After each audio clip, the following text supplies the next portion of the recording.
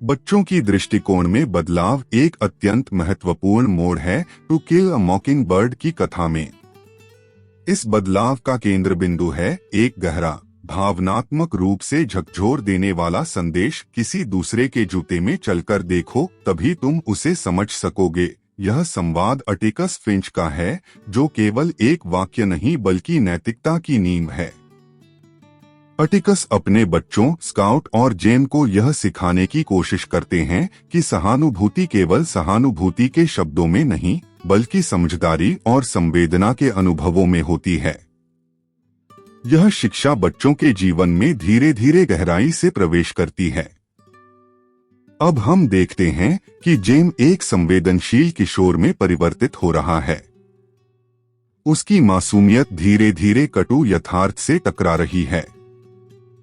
एक समय जो खेल था वह अब सवालों में बदल गया है।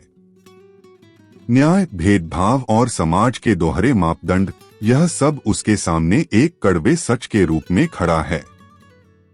जब अटिकस टॉम रॉबिन्सन का केस लेते हैं, जेम उस स्थिति को केवल एक कानून प्रक्रिया के रूप में नहीं देखता बल्कि एक गहरी नैतिक लड़ाई के रूप में महसूस करता है।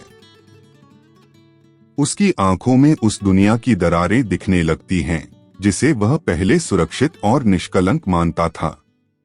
इसी दौरान कैलपर्निया, जो एक अश्वेत महिला होते हुए भी फिंच परिवार की सदस्य जैसी है, स्काउट और जेम को अपने अश्वेत चर्च में लेकर जाती है। यह अनुभव बच्चों के लिए एक सांस्कृतिक झटका है। चर्च में उनका स्वागत होता है, लेकिन साथ ही उन्हें एक ऐसी दुनिया देखने को मिलती है जो उनसे एकदम भिन्न है, गरीबी, संघर्ष और फिर भी आत्मसम्मान से भरी दुनिया। यह दृश्य अत्यंत मार्मिक है क्योंकि यह केवल धार्मिक भिन्नता को नहीं दिखाता बल्कि सामाजिक और नस्लीय विभाजन की गहराई को उजागर करता है। यह अनुभव बच्चों के मन में सवाल उठाता है, क्या इंसान की जाति उसकी इंसानियत से ऊपर हो सकती है? जैसे जैसे यह भावनात्मक यात्रा आगे बढ़ती है, कहानी में प्रवेश होता है आंटी अलेक्जेंड्रा का। वह पारिवारिक परंपराओं और सामाजिक रीतियों की प्रतीक हैं। उनका मानना है कि एक लड़की को एक लड़की की तरह ही व्यवहार करना चाहिए, एक फिंच को फिंच की प्रतिष्ठा बनाए रखनी चाहिए और एक श्वेत व्यक्ति को अपनी ऊंची जातीय स्थिति पर गर्व होना चाहिए।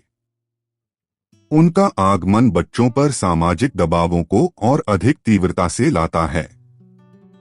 स्काउट, जो अब तक एक स्वतंत्र आत्मा थी, अब आंटी की पारंपरिक अपेक्षाओं के साथ संघर्ष करती है। यह द्वंद्व बहुत महत्वपूर्ण है, व्यक्तिगत पहचान बनाम सामाजिक अपेक्षा।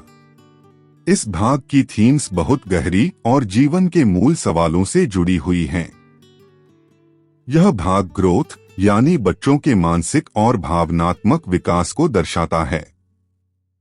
जेम और स्काउट अब केवल बाहरी दुनिया को नहीं समझ रहे, वे अपने भीतर भी झांक रहे हैं। साथ ही आइडेंटिटी, उनकी पहचान, वह किस परिवार से हैं, किस संस्कृति में पल रहे हैं और किस प्रकार की सोच उन्हें आकार दे रही है, यह भी साफ होती जा रही है। और सबसे बड़ी लड़ाई है ट्रेडिशन वर्सेस मॉरलिटी। क्या हमें सिर्फ इसलिए किसी परंपरा को मानना चाहिए क्योंकि वह पुरानी है, या फिर हमें उस परंपरा को बदलना चाहिए जो अन्याय और असमानता को जन्म देती है? हर वाक्य, हर दृश्य में लेखक हार्पर ली यह दर्शाती हैं कि बदलाव केवल बाहरी स्थितियों से नहीं आता, वह भीतर से जन्म लेता है। जब हम किसी और के जूते पहनते हैं, जब हम अपने पूर्वग्रहों को चुनौती देते हैं और जब हम अपने बच्चों को वह सिखाते हैं जो इस दुनिया को बेहतर बना सकता है।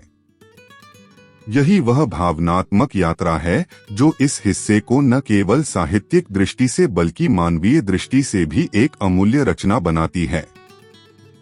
यह भाग दर्शकों को केवल कहानी नहीं सुनाता बल्कि एक आत्ममंथन का रास्ता दिखाता है और यही इसे एक यादगार अनुभव बनाता है।